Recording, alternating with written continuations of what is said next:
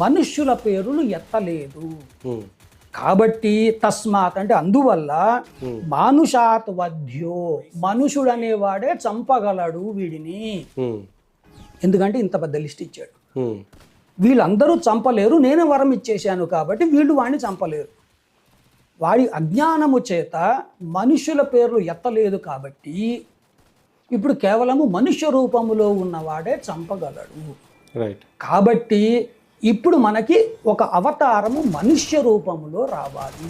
ఉమ్, ఈ ఉద్దేశముతో చెప్పినప్పుడు విష్ణుమూర్తి అక్కడికి రావడము, ఆయన దానికి తప్పకుండా నేను మనుష్య అవతారము ఎత్తుతాను. ఓకే. ఇది ఎత్తినప్పుడు మీరు వేసిన ప్రశ్నకు అనుసంధానం చేస్తున్నా. ఓకే. ఏమని? మనిషి అనేవాడు తన పరిధి దాటి వెళ్ళడానికి లేదు.